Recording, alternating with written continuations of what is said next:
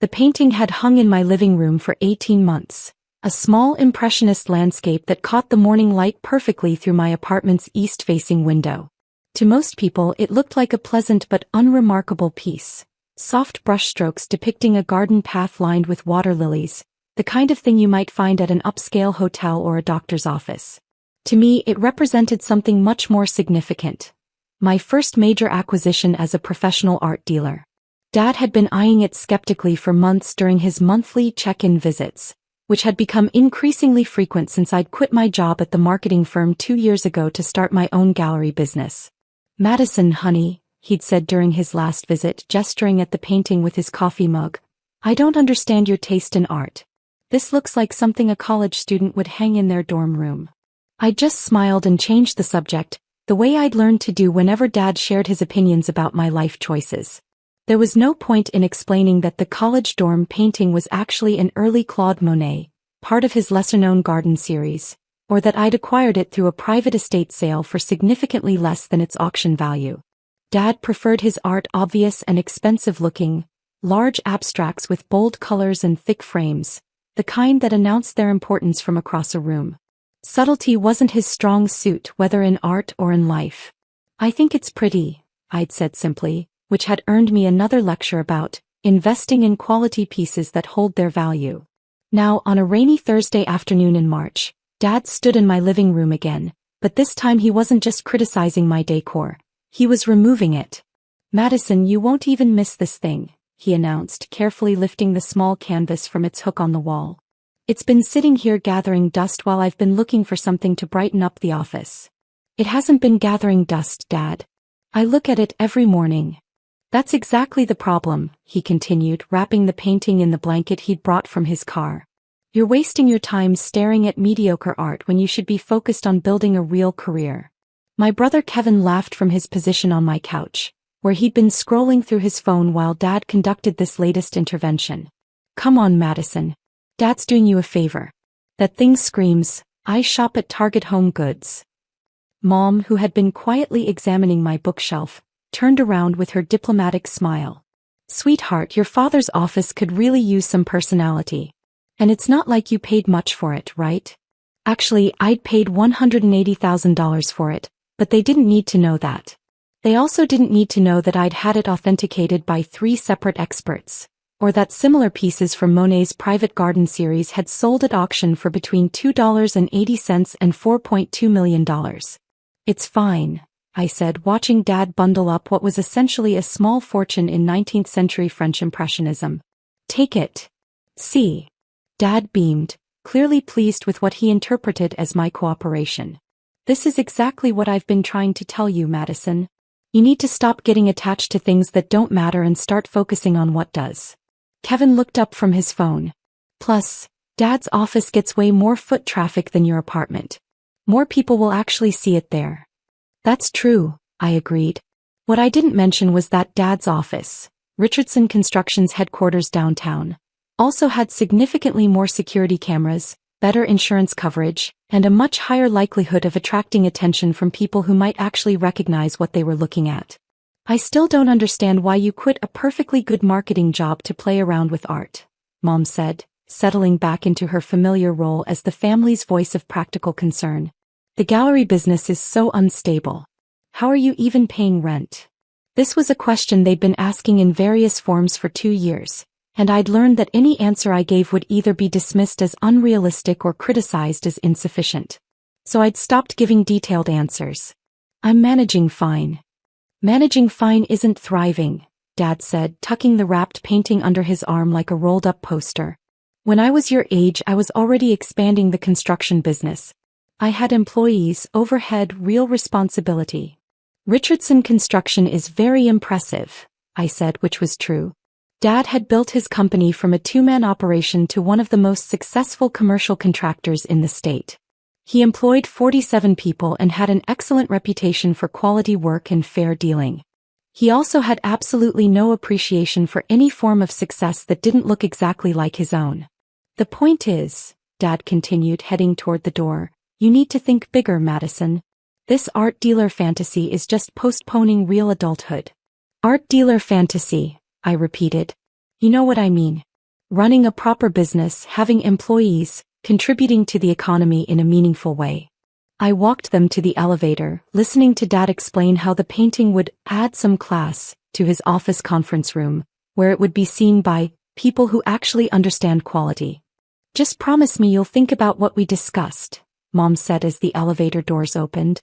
"That marketing position at Kevin's company is still available." "I'll think about it," I lied. After they left, I stood in my living room looking at the pale rectangle on the wall where the Monet had hung. The morning light would look different tomorrow without those soft blues and greens to catch it. I pulled out my phone and called Elena Vasquez, the director of authentication at Sotheby's New York, who had become both a professional contact and a friend over the past 3 years. "Elena, it's Madison. I need to report a location change for the Monet. The Garden Series piece. Don't tell me you're finally consigning it."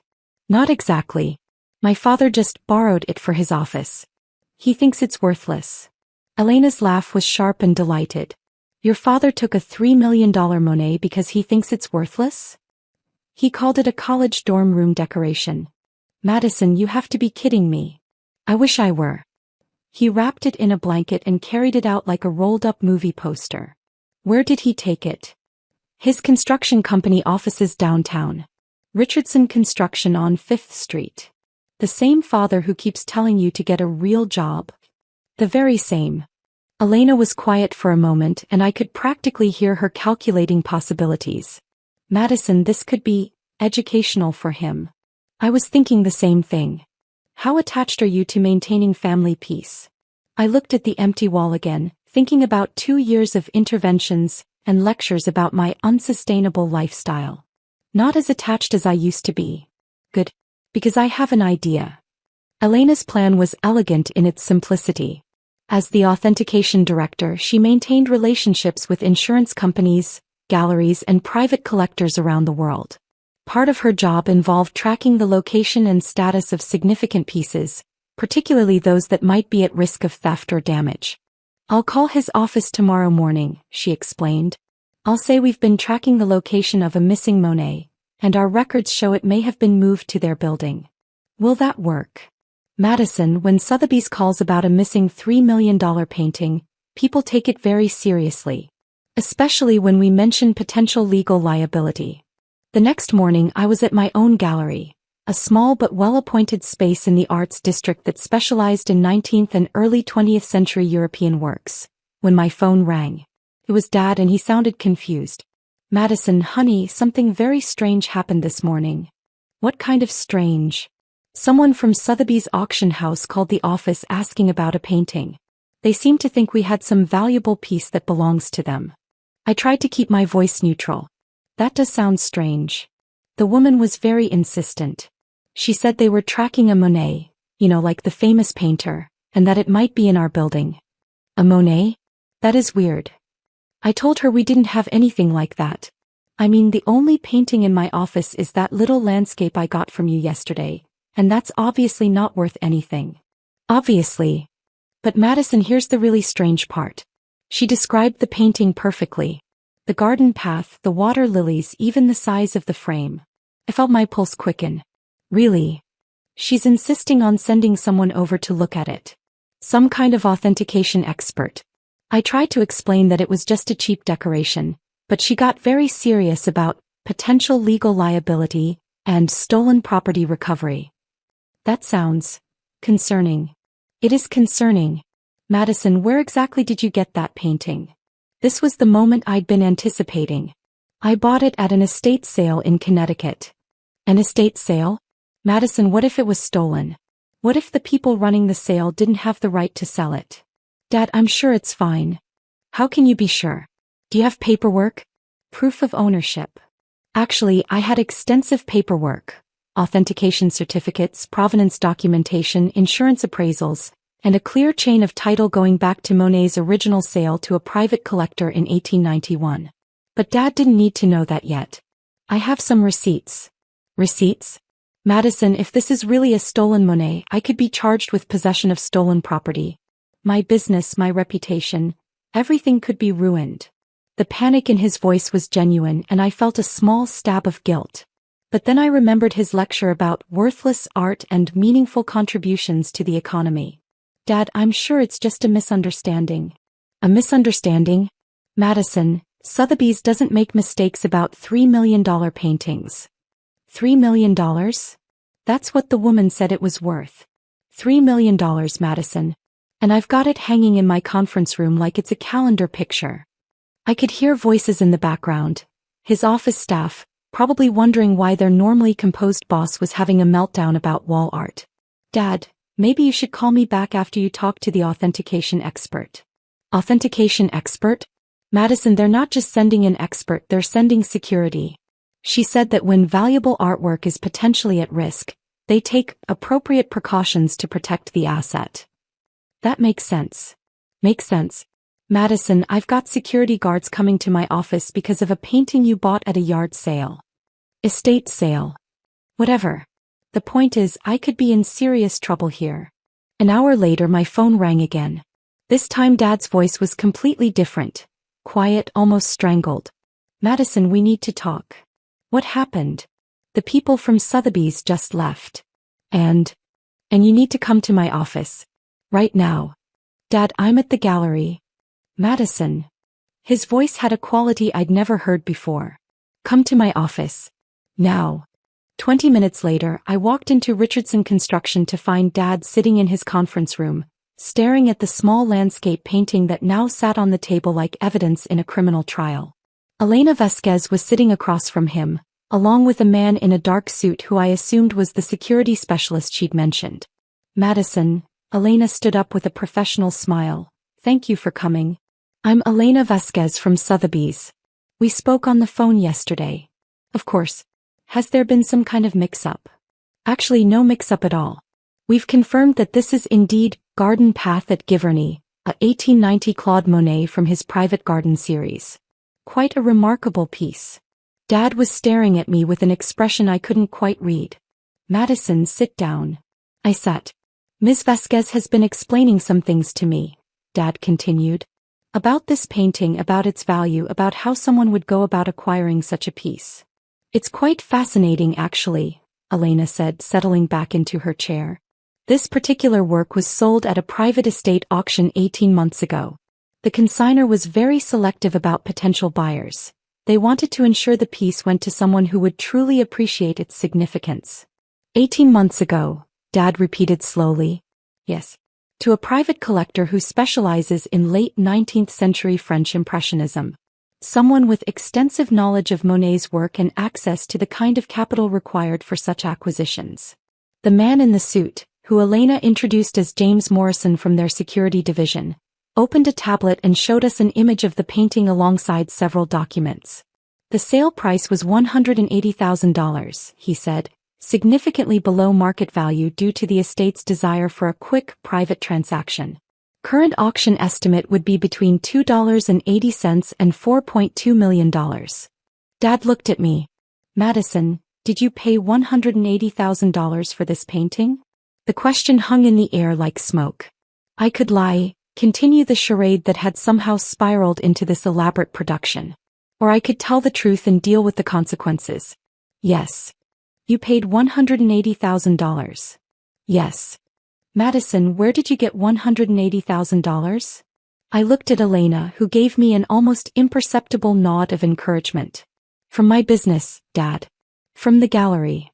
The gallery that's supposedly just scraping by? The gallery that's actually doing quite well.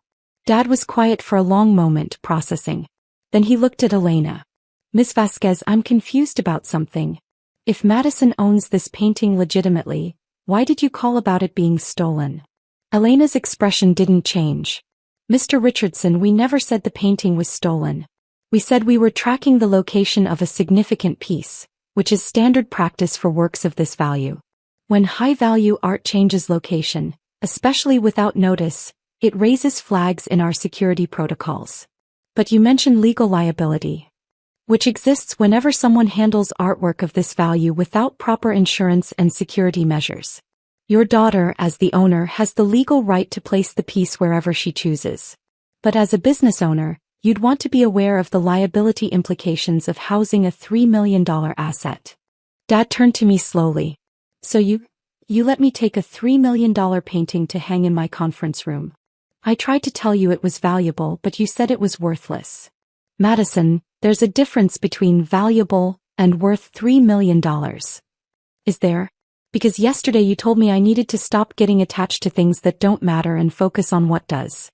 The silence in the room was profound. Elena and James were trying to look professional while clearly enjoying the family drama unfolding in front of them. Madison, Dad said finally, why didn't you tell me? Tell you what? That you could afford to buy paintings worth hundreds of thousands of dollars. That your gallery was successful. That you're apparently wealthy.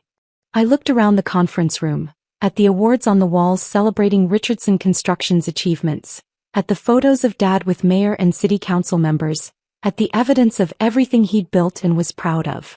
Because you never asked, Dad. You assumed. I assumed what? That I was failing. That my business was a fantasy. That I needed your advice and intervention to become a functioning adult. Dad's face flushed. I was trying to help. You were trying to manage me. There's a difference. Elena cleared her throat diplomatically.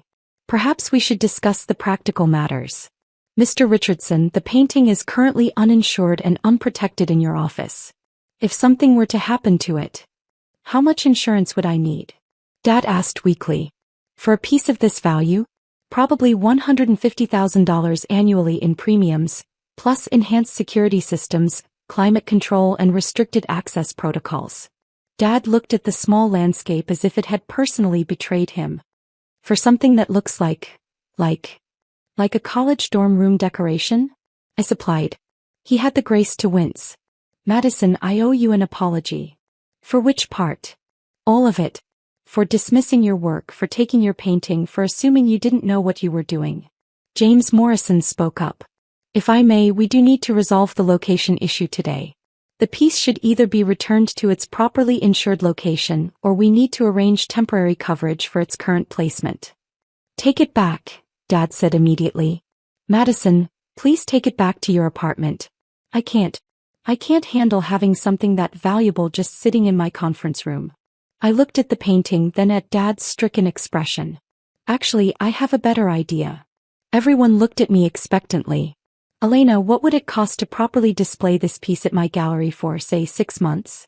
For a piece of this significance? With proper security, insurance and climate control? Probably around $25,000. And what kind of attention would a newly authenticated Monet generate?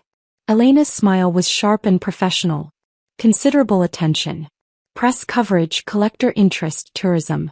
A piece like this could put a small gallery on the map. I turned to Dad. So here's what I'm thinking. Instead of hiding the painting in my apartment or risking it in your office, why don't I display it properly at the gallery? As the centerpiece of a show featuring recently authenticated Impressionist works. That sounds expensive, Dad said cautiously. It's an investment. The kind of publicity this would generate could establish my gallery as a serious player in the regional art market. And you can afford the insurance and security? I pulled out my phone and showed him my business banking app. Not the full details, but enough to make the point clear. Dad stared at the screen for a long moment. Madison, how much is your business worth? The gallery itself or my total art assets? Both. I looked at Elena, who nodded encouragingly. The gallery as a business entity is worth about $800,000. My total art holdings are valued at approximately $3.2 million. The number hit the room like a physical force. Dad actually pushed back in his chair. 3.2 million? Give or take, depending on market conditions. James Morrison looked impressed despite his professional demeanor. Ms. Richardson, that's quite an achievement for someone so young in the industry. Thank you. Dad was still processing. Madison, you're a millionaire. On paper, yes. And yesterday I was lecturing you about getting a real job.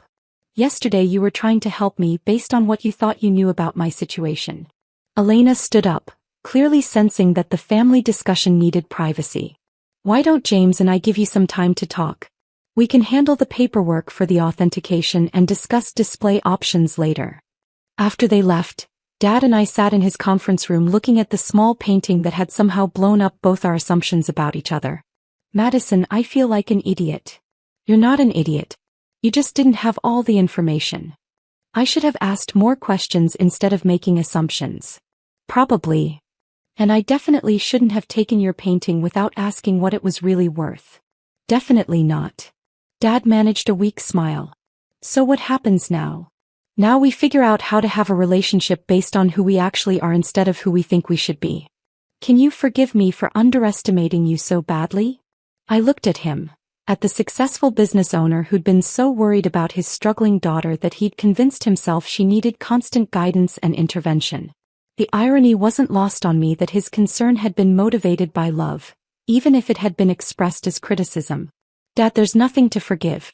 But going forward, maybe we can start with the assumption that we're both competent adults who've figured out how to be successful in our own ways. Deal. He paused. And Madison? Yeah. I'm proud of you. I should have said that years ago. Thank you. That means a lot. Can I ask you something? Sure. When you display this painting at your gallery, can I bring some clients by to see it? I'd like to brag about my daughter, the successful art dealer. I laughed. The first genuine laugh I'd had during a family conversation in years. I'd like that. 2 weeks later, the Monet was the centerpiece of Hidden Treasures, recently authenticated works, at Madison Richardson Gallery. The opening reception drew over 200 people, including collectors from 3 states, 2 museum curators, and a journalist from Art News magazine.